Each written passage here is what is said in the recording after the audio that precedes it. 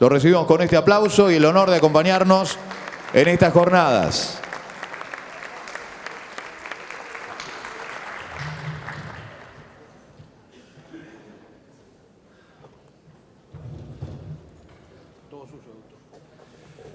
Estimados colegas, amigos, tengan ustedes buenos días.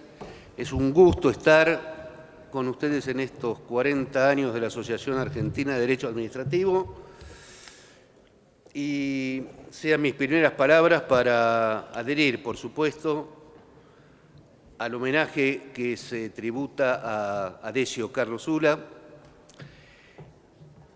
y no siendo necesario, después de lo que le escuchamos a Inga Repeñez y a Eduardo Bordas, decir ninguna palabra más acerca del maestro. Lo traté lamentablemente demasiado poco por una cuestión geográfica. Lo vi la última vez en el santuario de San Jerónimo, donde me hizo recorrer su biblioteca, y siempre que iba a Santa Fe y tenía oportunidad de verlo, escuchaba fascinado sus anécdotas, sus historias de político, de jurista, de magistrado, de hombre cabal. He elegido para el día de hoy el tema del derecho y la realidad en la Ley Nacional de Procedimientos Administrativos, y quiero decirles que mis reflexiones se refieren exclusivamente al ámbito nacional, a la ley nacional y a la administración pública nacional. Con motivo del 40º año de la Ley de Procedimientos Administrativos, una prestigiosa editorial invitó a prestigiosos profesionales del derecho, Alperín, Canosa, Pozo Gouland, Aguilar Valdés y Juan Lima, a coordinar un tratado general de procedimiento administrativo en 7 tomos, obra que en idioma español, a mi juicio, no tiene parangón.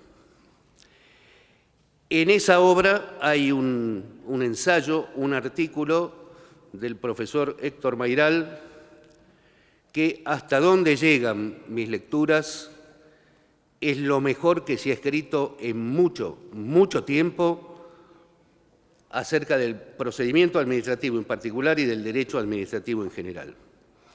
Y sobre esas observaciones del profesor Mayral es que me propongo hacer mis propias reflexiones. El ensayo de Mayral es un análisis diáfano en la forma, profundo en el contenido. Se llama Análisis crítico de la legislación nacional de procedimientos administrativos, y consta de una primera parte donde se describe la situación anterior al dictado de la Ley 19.549, la situación con la aplicación de la ley, la situación con la aplicación de las reformas y la situación actual que Mayral juzga insatisfactoria. Hay una serie de propuestas que se formulan, pero hay 3 observaciones capitales que yo quisiera rescatar. Dice Mayral que las propuestas que él realiza únicamente advendrán cuando sea una confesión sincera de todos los partidos políticos la adopción del Estado de Derecho como una política de Estado. Es decir, cuando todos los partidos políticos coincidan en que el Estado de Derecho, tal cual nosotros lo concebimos como tipo ideal de Estado, sea una política. Yo les digo, a título personal, ¿no es cierto?, me parece improbable que, por ejemplo, el ingeniero Macri y el señor Jorge Altamira coincidan no ya en el Estado de Derecho como política de Estado, sino acerca de qué es realmente un Estado de Derecho. Pero como no me gusta ser pesimista por costumbre u obligación, sino de vez en cuando, vamos a pensar que eso es una alternativa. Hay otra observación del profesor Mayral realmente singular. Dice Mayral, si las propuestas que yo realizo pueden parecer utópicas, entonces hay que pensar en que sería preferible la derogación lisa y llana de la Ley de Procedimientos Administrativos porque está en contradicción con los objetivos que sus autores se propusieron, que era resguardar las garantías del debido proceso en el ámbito administrativo. Pero yo quiero detenerme en la última observación que hace Mayral. Después de pasar revista a toda la situación y sobre todo a la validez sociológica, a la aplicación de la Ley de Procedimientos Administrativos, realiza o desarrolla una conclusión verdaderamente singular, en la cual yo estoy, por supuesto, totalmente de acuerdo. Dice Mayral, a través de todo el análisis precedente, uno observa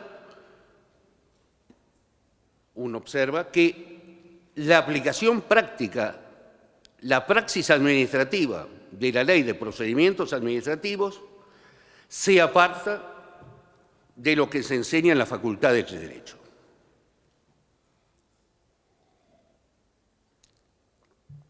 Bueno, esto sugiere varias observaciones, varias reflexiones. Hay una que es, ustedes comprenderán, alarmante, en la cual yo no puedo hacer nada porque hace muchísimos años que estoy totalmente alejado de la enseñanza universitaria. Uno piensa, pobres estudiantes, ¿no es cierto? Porque si lo que se les está enseñando en la Facultad de Derecho acerca de la Ley de Procedimientos Administrativos tiene muy poca relación con la aplicación práctica de la Ley de Procedimientos Administrativos, ¿cómo harán sus armas y cómo se defenderán en el ejercicio profesional? Una reflexión subsiguiente es, y discúlpeme porque no quiero incurrir, ¿no es cierto?, en ninguna insolencia presuntuosa, simplemente me voy a colocar en la posición del abogado del diablo.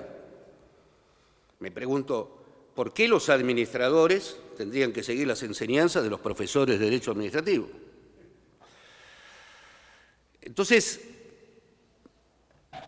todo eso me ha llevado a la conclusión o me ha indicado, me ha sugerido, digo, ¿qué es lo que puede explicar esta discordancia entre la enseñanza y la dogmática tradicional del derecho administrativo, entre lo que se llama la ciencia del derecho administrativo y la aplicación práctica de los administradores?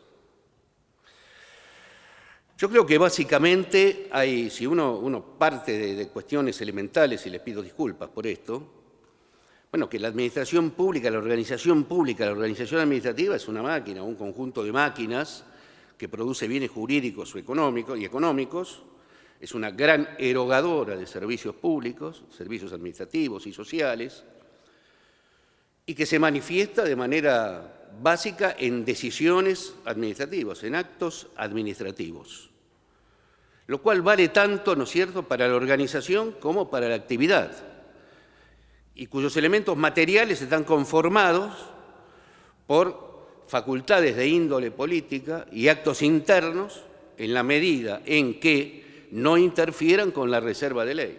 Pero en principio la organización administrativa está sustraída a las competencias del legislador y de la jurisdicción. Hay una idea cardinal que late en esto, por lo menos desde el comienzo del derecho administrativo, que es preservar las situaciones jurídicas de los administrados, lograr la tutela adecuada del ciudadano contra las eventuales interferencias ilegales de la administración. Y todo esto ha llevado, ¿no es cierto?, este conjunto a una elaboración de las potestades administrativas que a veces se presenta como de una forma en un entramado excesivamente rígido, excesivamente formal, porque resulta ser que cada potestad administrativa, todo el poder administrativo, para darle un título unitario, ¿no es cierto?, está anudado a una finalidad específica. Y la prueba está, ¿no es cierto?, es el artículo 7º, inciso F, de la Ley Nacional de Procedimientos Administrativos, la Ley 19.549, cuando prescribe que el acto administrativo deberá cumplirse con la finalidad que resulte de las facultades pertinentes otorgadas sin poder perseguir otros fines privados, lo que está bien, y públicos, lo cual es más discutible, de aquellos que justifican el acto, su causa y su objeto. Ahora, precisamente esta función de tutelar las situaciones jurídicas de los ciudadanos, las situaciones jurídicas de los administrados, ha llevado, ¿no es cierto?, a la conformación de una tríada, en donde primero aparece la organización administrativa, pasamos a la actividad mediante actos y procedimientos y rematamos en el eventual control o fiscalización judicial. Y aquí se produce un pasaje, ¿no es cierto?, de formalización del acto en el procedimiento, en el cual el acto forma está inserido en una serie de secuencias o etapas casi obligatorias. ¿Cuál es el resultado de toda esta cosmovisión? De toda esta perspectiva de la administración pública y del procedimiento administrativo. Bueno, la administración pública opera por actos y procedimientos y no por resultados. La eventual fiscalización judicial no toma en cuenta el resultado, sino el específico poder que se le otorga a la administración para cada acto de cada fase del procedimiento. No es vista en todo su conjunto, que es complejo y formalizado, sino que aparece desagregado y que es juzgado según si en el acto se ha cumplido aquella potestad o aquel poder específico, aquel poder desagregado del quehacer administrativo.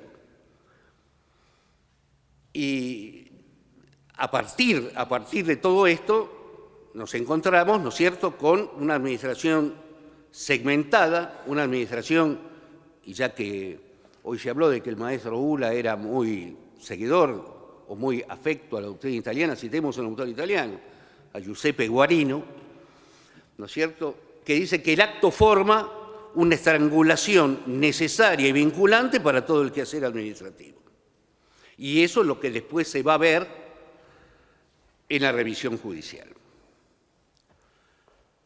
¿Cuál es, digamos, cómo se manifiesta toda esta estructuración en la realidad administrativa? ¿O cuáles son los aspectos principales, ¿no es cierto?, en los cuales nosotros podemos notar esta estrangulación, ¿no es cierto?, esta forma de la administración de mirar las cosas con anteojeras, porque no interesa si la facultad ha sido ejercida con un fin socialmente apetecible, sino fue ejercida para la télices específica que le asigna el ordenamiento jurídico. Bueno, acá hay varios aspectos, yo he elegido uno de los más relevantes, el que se vincula con la teoría de las nulidades del acto administrativo.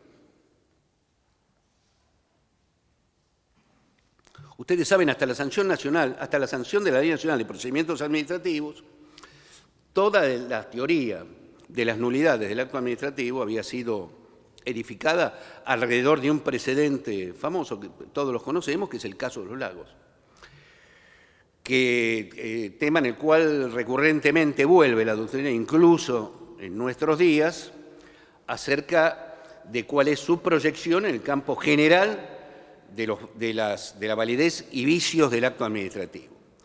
Yo no quiero aburrirlos ni hacerles perder el tiempo con esto que estoy seguro que ustedes manejan perfectamente, pero quiero recordar simplemente las aristas principales de este precedente, porque me parece, lo digo muy humildemente, que el caso de los lagos es un malentendido histórico y que no se puede edificar sobre ese precedente que fue valioso en su momento y para las circunstancias concretas del caso, toda una teoría general de la invalidez del acto administrativo. Los hechos son conocidos, ¿no es cierto?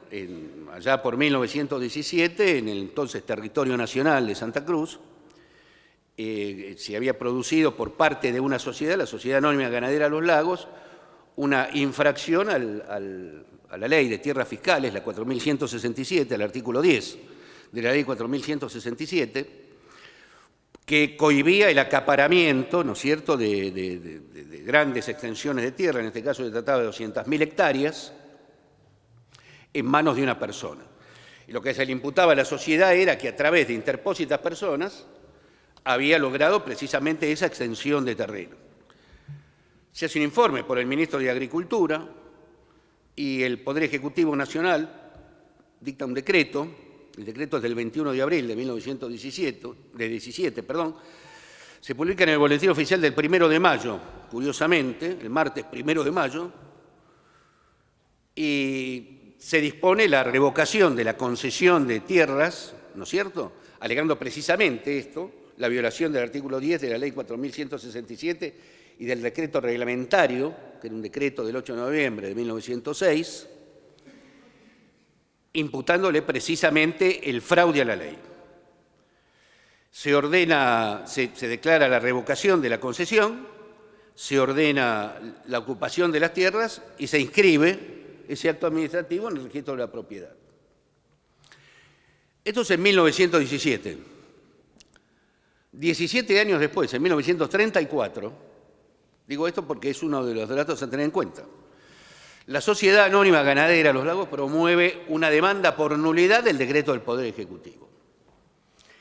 A este dato, ¿no es cierto?, del tiempo que había transcurrido, hay que añadirle otro muy importante que me parece que no ha sido tenido en cuenta por los exégetas del caso Los Lagos.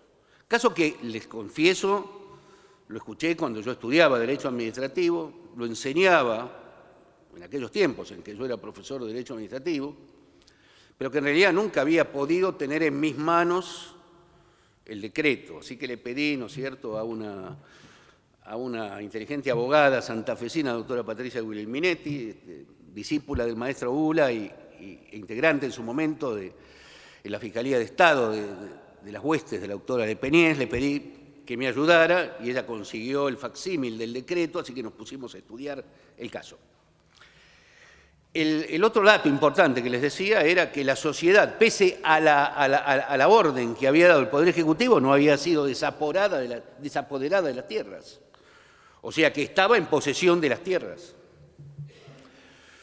Bueno, en 1934 se instala la demanda, el juez federal Eduardo Sarmiento, con precedentes con fundamento en algunos precedentes un poco ambiguos de la Corte, declara la nulidad del decreto del Poder Ejecutivo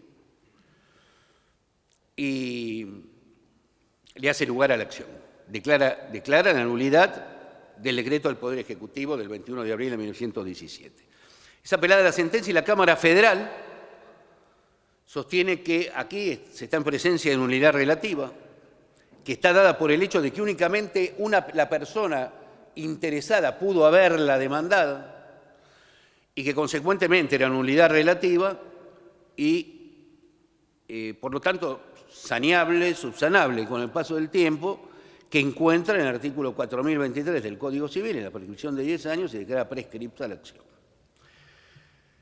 El pleito llega a la Corte Suprema, que dicta una sentencia, que es precisamente el leading case, como se suele decir, en fecha 30 de junio de 1941, en donde analiza 3 temas. Si se aplican o no las nulidades del Código Civil al acto administrativo o al derecho administrativo. La Corte dice que como es una expresión de justicia, nada impide. Después trata el tema de la prescripción. Y después, finalmente, ¿qué tipo de acto realiza el Poder Ejecutivo cuando decreta la nulidad de la venta, de la concesión de venta de las tierras fiscales? Bueno, la Corte acude aquí a varios argumentos, ¿no es cierto? En primer lugar, cita el anteproyecto de Código Civil de Bibiloni. Yo les quiero decir, Juan Bibiloni, ¿no?, hoy posiblemente olvidado, es uno de los grandes civilistas que ha tenido el país.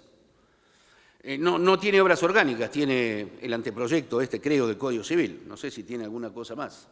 Pero para pensar en Bibiloni hay que pensar en Vélez Sarsfield. Y Vélez Sarsfield, ¿no es cierto?, según dice su biógrafo, Abel Shaneton, es el autor de la hazaña intelectual más grande cumplida por un argentino. Es el autor del Código Civil todavía vigente. Entonces, la Corte se apoya en Bibiloni, ¿no es cierto?, y dice, recusa en bloque, ¿no?, cosa que después dio lugar al desarrollo, ¿no es cierto?, de juristas insignes. Jorge Joaquín Llambías, por ejemplo, mi profesor de obligaciones en 1963 en la Facultad de Derecho de Ciencia Jurídica de la Universidad de El Salvador. Dice, no hay una coincidencia total entre los artículos 1043, 1044, 1045, 1047 y 1048 del Código Civil porque no coinciden los actos nulos y los actos anulables con los actos nulos y de nulidad relativa. Esta es la teoría de la Corte, no todos los juristas estaban de acuerdo en esto. Espot, otro gran civilista inmenso, decía que no era cuatripartita, sino simplemente bipartita. Pero apoyándose, curiosamente, en un artículo del proyecto de Juan Bibiloni, la Corte dice no.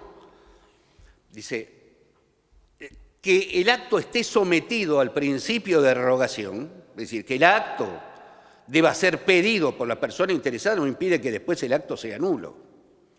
Y precisamente se apoya en eso y dice, no, el acto está sometido a la demanda del interesado, está sometido al principio de derogación, pero el acto es nulo.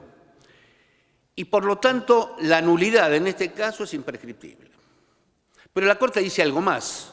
La Corte trae, ¿no es cierto?, a un gran jurista del derecho alemán, al sistematizador del derecho alemán, a Otto Meyer. Dice, bueno, acá es un acto de autoridad que decide lo que es derecho en un caso concreto. El acto del Poder Ejecutivo que decreta la caducidad, la revocación, por fraude a la ley de la concesión de venta de tierras, es un acto que decide lo que es derecho en un caso concreto. Porque Meyer había edificado toda la teoría del acto administrativo sobre la base de la sentencia judicial. ¿Qué es lo que pasa con este tema? ¿No es cierto? Y por qué yo digo que, en mi humilde opinión, por supuesto, que no pasa de ser un malentendido histórico. En el caso de los lagos se daba esta situación. Había una discordancia entre la realidad jurídico-material y la realidad jurídico-registral. La realidad jurídico-material decía, de acuerdo al artículo 2609 del Código Civil, que había tradición, que había posesión, porque la sociedad seguía estando en posesión de las tierras, y que había escritura pública, es decir, había título, y que en esas condiciones la sociedad era dueña, porque las escrituras no habían sido redargüidas de falsas, y por lo tanto hacían plena fe, hasta tanto fueran redargüidas de falsas, de la validez de la transacción. Entonces, en esas condiciones, dice la Corte, no pudo el Poder Ejecutivo privar de la propiedad, porque la inscripción registral era exclusivamente para el efecto con relación a terceros, pero el dominio se había perfeccionado, se había transmitido con la tradición y con la escritura pública. Entonces, dice la Corte, en estas condiciones no pudo el Poder Ejecutivo arrogarse, revocar por sí y ante sí, porque eso, la propiedad transferida, porque eso vulnera, bueno, en ese momento era el artículo 95 de la Constitución Nacional, hoy es el artículo 109, si la memoria no me es infiel. Claro, uno se pregunta, ¿qué hubiera pasado si hubiera habido reconvención? Yo no quiero traer aquí, ¿no es cierto?, porque sería una banalidad el argumento del largo de la nariz de Cleopatra, pero lo cierto es que los lagos prosperó porque no hubo reconvención del Estado, y vaya a saber uno por qué no la hubo. Porque lo cierto es que la infracción a la ley de tierras fiscales, a la 4177, estaba comprobada. Y según el artículo 18 del Código Civil, de nuestro gran Código Civil todavía vigente, los actos hechos en fraude a la ley son de ningún valor si es que la ley no designa otro efecto para el caso de contravención.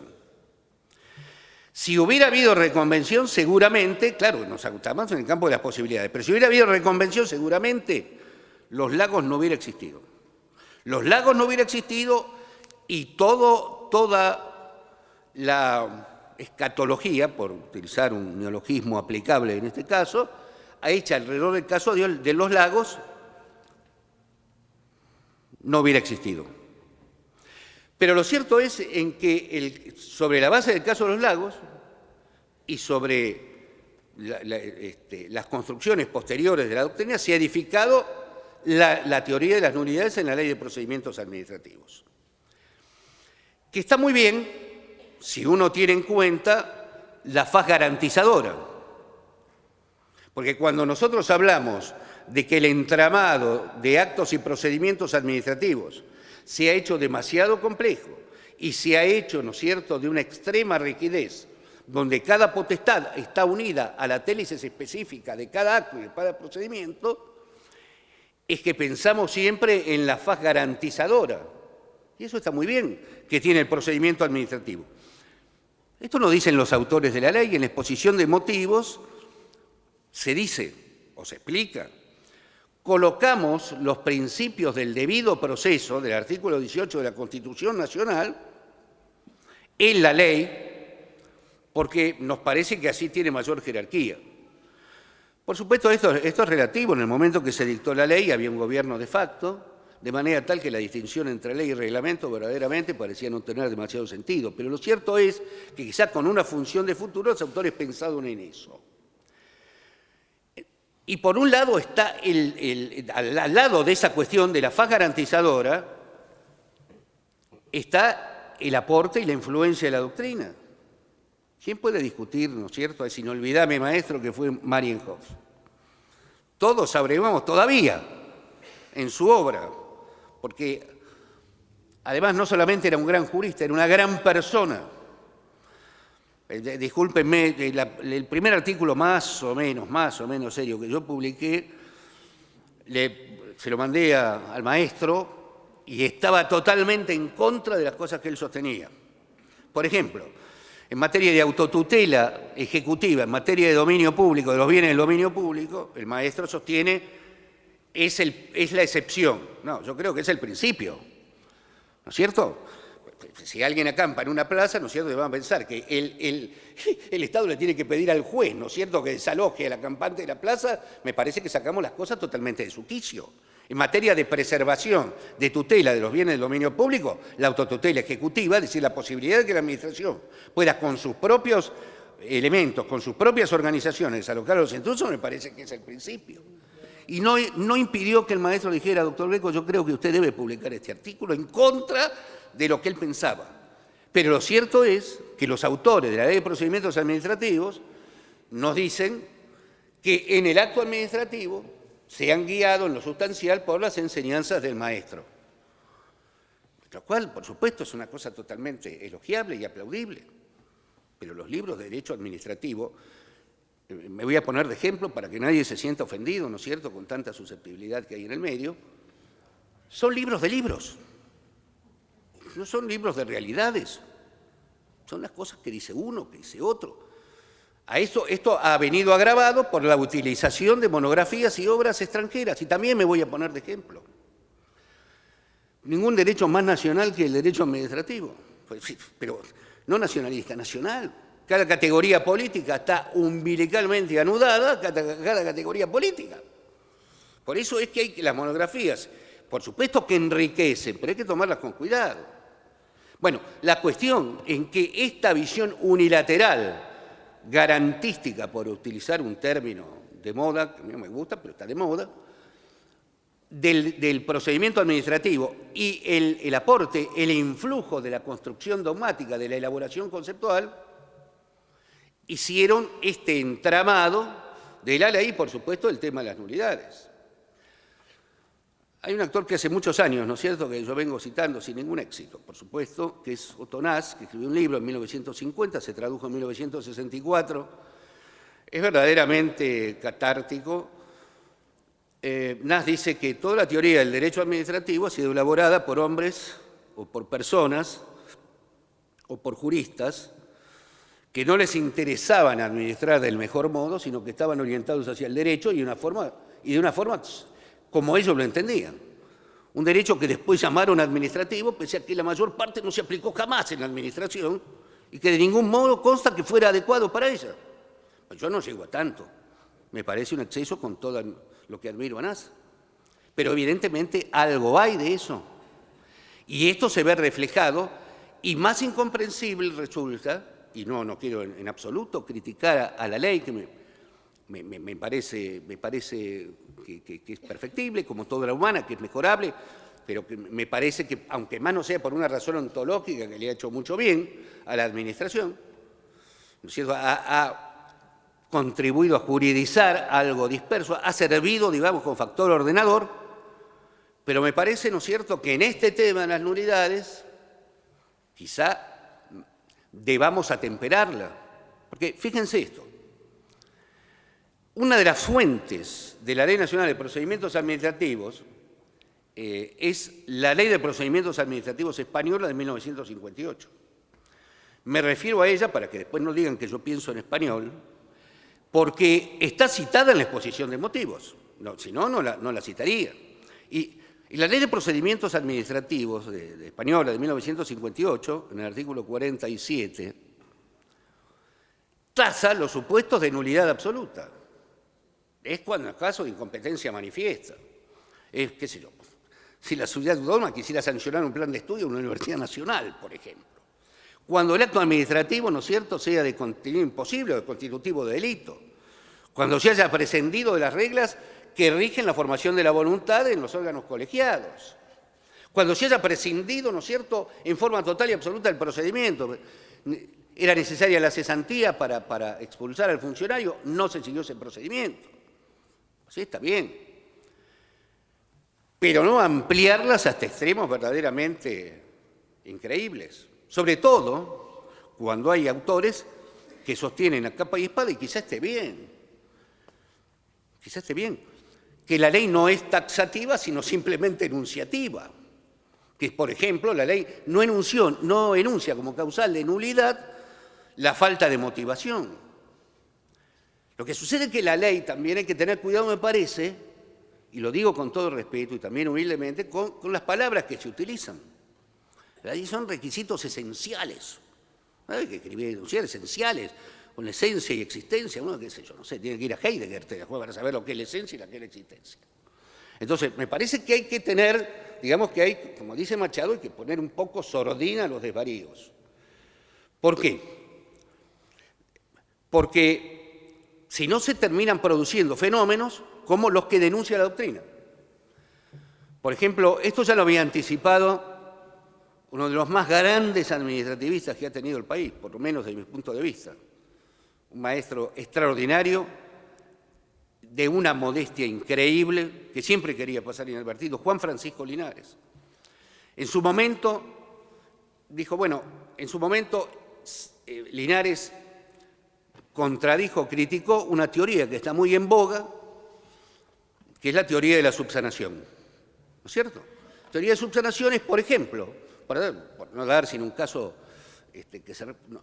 El dictamen jurídico es un requisito esencial cuando el acto afecte derechos subjetivos o intereses legítimos. No se produjo el dictamen jurídico, pero si se produce, ¿no es cierto?, en el recurso, entonces es válido.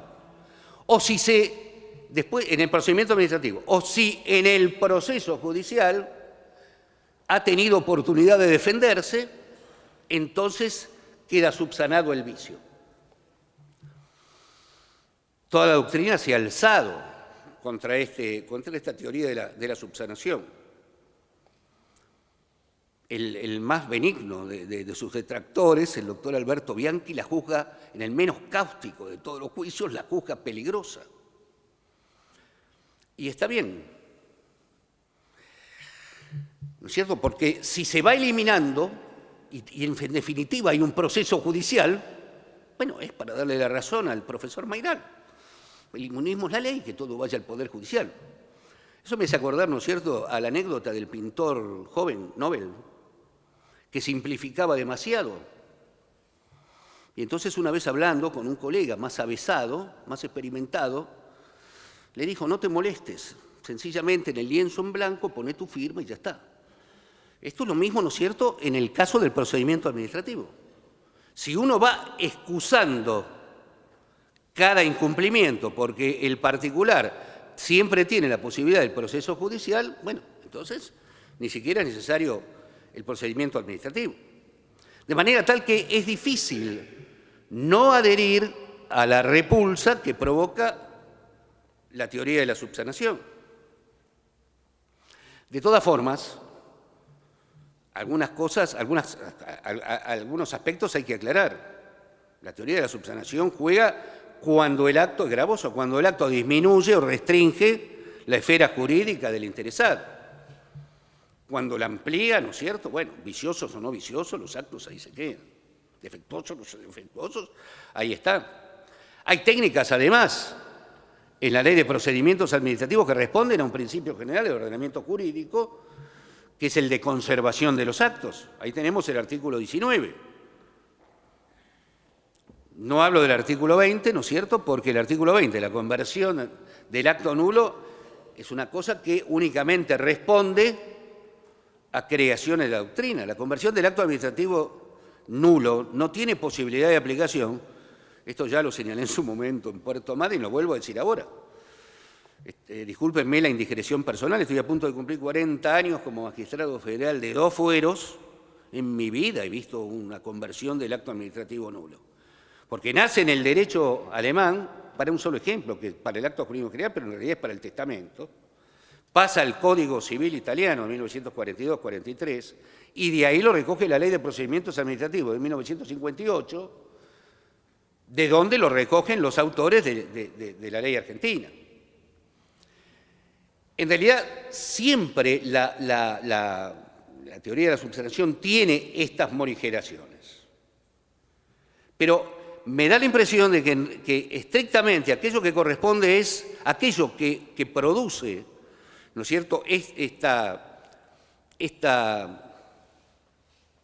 diferencia entre el derecho administrativo de la ley o el derecho administrativo teórico del derecho administrativo de la realidad, entre la norma y la realidad, esa es la tensión que existe entre la norma general y el caso particular. ¿No es cierto? Entre eso que decía antes, la utilización a ultranza del método deductivo que crea categorías generales y después pretende encajar una realidad indómita, proteica, cambiante, a la fuerza en esas categorías generales. Discúlpenme, no prediquemos la ciencia del derecho administrativo, no hay tal ciencia, el administrador tiene que ser casuista.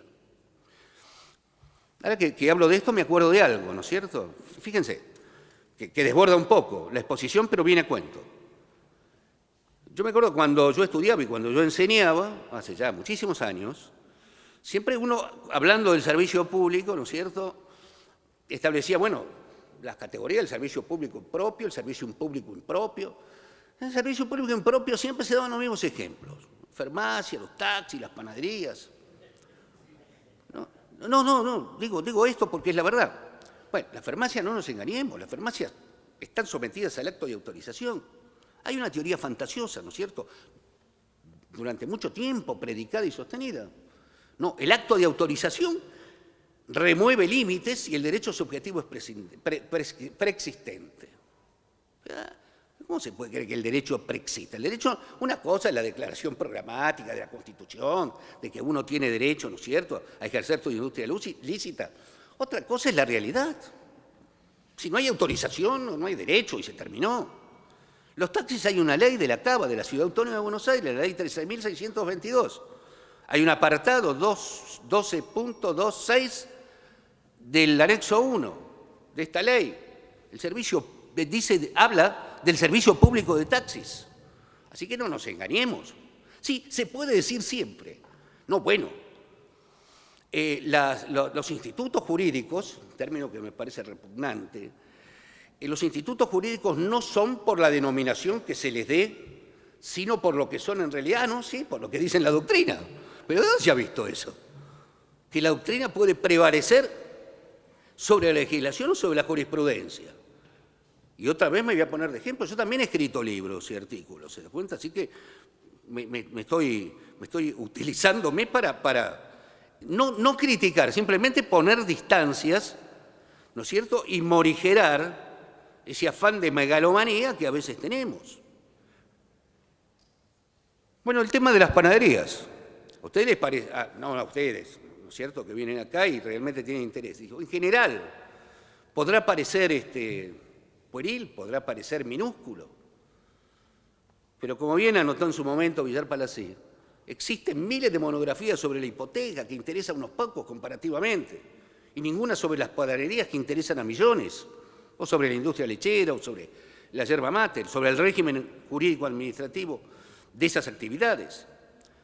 Bueno, según la doctrina es un servicio público impropio, un servicio público virtual. Hay un decreto, es el 8.275 del 23 de agosto de 1946. Nunca fue derogado. Es un decreto que declara la elaboración y distribución de pan como servicio público. ¿Y eso por qué? Porque la Sociedad Argentina de Panificación tenía un conflicto gremial. Declarándolo servicio público, publificándolo, se impedía la huelga. Esa era una época, pese a que todas las reivindicaciones obreras, ¿no es cierto?, no impedían que los servicios esenciales se tuviera prohibida la huelga. Después los tiempos cambiaron. ¿Esto qué quiere decir? Que el administrador, que el administrador siempre tiene que ser casuista. No decide en base a un concepto de un libro o de una teoría, decide en base a una situación jurídica concreta, decide en base a una realidad jurídica concreta. Lo mismo pasa con otras técnicas, y en ese sentido también tiene razón el doctor Mayral. Obviamente nos hemos olvidado, están obsoletas, no se aplican. La desviación de poder. Bueno, la desviación de poder se conecta con la motivación del acto administrativo. Ya llegamos a un grado de refinamiento. Uno de los mejores manuales franceses que yo he leído, contemporáneos, el de Francis Paul Benoit, ya distingue entre motivos y móviles. Bueno, ya, ¿no es cierto?, es una cosa verdaderamente sesuda, ya hay que pensarlo. Ahora, resulta ser que la desviación de poder, pues, cuando se trata de la desviación de poder con un fin privado, bueno, uno lo puede admitir, es lógico, pero un fin público también. Es decir, que estaba prevista la construcción de un ferrocarril secundario y el administrador, ¿no es cierto?, construyó un hospital porque las necesidades determinaron que era preferible la construcción de un hospital. El acto es nulo de la unidad absoluta y el administrador tiene suerte si no le indagan por malversación. Entonces, me parece que aún conservando, ¿no es cierto?, las técnicas fundamentales de la ley, hay que morigerarlas y atemperarlas un poco en razón de una realidad indiscutible. Tenemos, ¿no es cierto?, el proceso de la acción de lesividad. Es muy elogiable, pero no ha aprendido, ¿no es cierto?, no ha aprendido en la sociedad argentina, no ha aprendido en la administración argentina. ¿Por qué? Pues porque la administración siempre va a revocar el acto y después, ¿no es cierto?, se traslada la carga impugnatoria. Y esto no es que uno esté aplaudiendo o justificando ese tipo de comportamientos. Pero digo, tengamos presente, no solamente nuestras experiencias propias, tengamos presente las experiencias de la historia. Cuando imprevistamente, inopinadamente, Bismarck, el canciller de hierro, debió abandonar el cargo en 1890, durante un cierto tiempo estaba sorprendido que lo que él le había marcado a la administración siguiera ejecutándose. No podía creer, pensaba que se ejecutaban porque él era el canciller. La administración, ¿no es cierto?, tiene la tecnoburocracia, y no lo digo en sentido peyorativo, lo digo en sentido propio, tiene sus propias reglas, tiene su propia dinámica. Sí, por supuesto que uno quisiera que las cosas fueran de otro modo, pero lo cierto es que es una cosa que no ha resultado. Y así como yo no he visto supuestos de conversión del acto administrativo, tampoco he visto demasiados ejemplos de acciones de lesividad. Lo mismo pasa con otras propuestas, ¿no es cierto?, que desde el punto de vista conceptual son valiosas. Pero ¿qué posibilidad de practicar hay? ¿Qué posibilidad de practicarlas hay? la revocación del acto administrativo por razones de oportunidad. Bueno, nos dice el profesor Mayral, siempre le queda al Estado la facultad expropiatoria. Ahora, ¿es práctico eso? Digo, ¿es posible eso? Sí se puede exigir, en cambio, que el depósito de la indemnización sea previo, que no se puedan producir la ablación de derechos si no está, como indica la Constitución, que la garantía dineraria sea previa. Bueno, la conclusión de todo esto es, a mí me parece, que tenemos que reducir un poco, no la importancia del derecho administrativo, tenemos que morigerar su pretensión de monopolio exclusivo de la administración. El derecho administrativo nació en una época, ¿no es cierto?, en que sirvió para destruir las barreras artesanales y feudales, para liberar, como ha explicado magistralmente Max Weber, a las fuerzas productivas y equiparar a una naciente burguesía con las clases hasta entonces privilegiadas. Todo eso sirvió, es el producto político de naciones florecientes que confiaban en sí mismas. Como nada parecía inalcanzable para la iniciativa particular, el individuo se consideró entonces legitimado para colocarle límites al Estado. Y así nació el bloque de legalidad, el Estado de Derecho, todas conquistas que verdaderamente son irrenunciables y que debemos defender. Pero el derecho administrativo ha sufrido los embates de los procesos industrializadores, del primitivo y del actual, de una revolución tecnológica siempre en auge, siempre incesante, y sus categorías, me da la impresión, lo digo muy personalmente, de que están un poco cansadas, que es necesario un remozamiento, que es necesario la conjunción de otras técnicas, ¿no es cierto?, para evitar precisamente esta distancia entre lo que dice la norma y lo que dice la práctica administrativa, en lo que dicen los profesores y lo que dice la realidad administrativa. Hay un prólogo de un jurista que yo admiro mucho, de Alejandro Nieto, ¿no? Ahora que está de moda por parte de algunos escritores citar a Nieto y los prólogos de Nieto, yo también voy a citar uno. Este es puesto a un libro de Arimani Lamoglia, se llama La reversión de instalaciones de la concesión administrativa del servicio público. Parece tema muy concreto, pero de eso vivimos. Es un libro de 1980. Dice el maestro español: el ciudadano no vive únicamente de los festines del derecho constitucional y sus aledaños, sino de la ejecución cotidiana de los servicios públicos. El Estado, cualquiera sea su forma, debe funcionar. Y el destino del Estado es si funciona bien o funciona mal.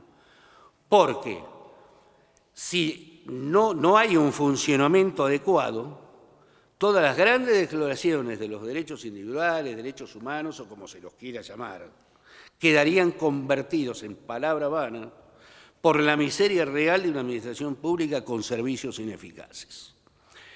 Y para seguir esta tónica, para seguir esta perspectiva, quizá debamos ubicar en su justo centro a esto que queremos tanto, que nos convoca, que es el derecho administrativo.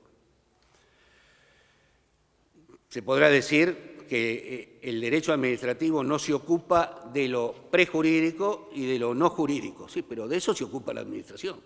Y consiguientemente debemos ocuparnos nosotros.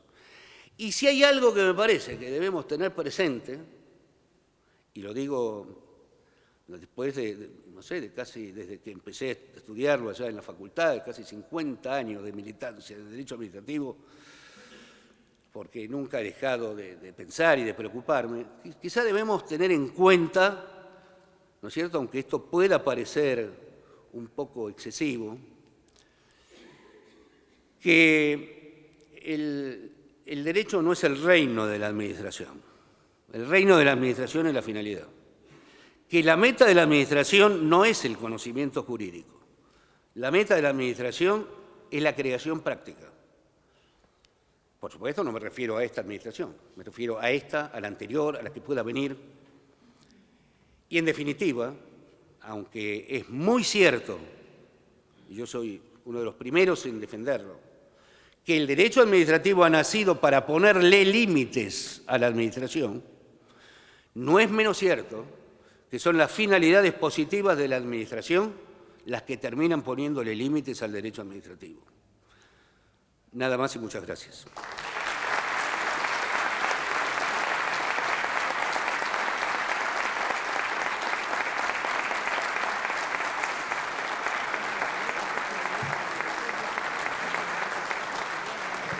Si alguno quiere hacer una pregunta.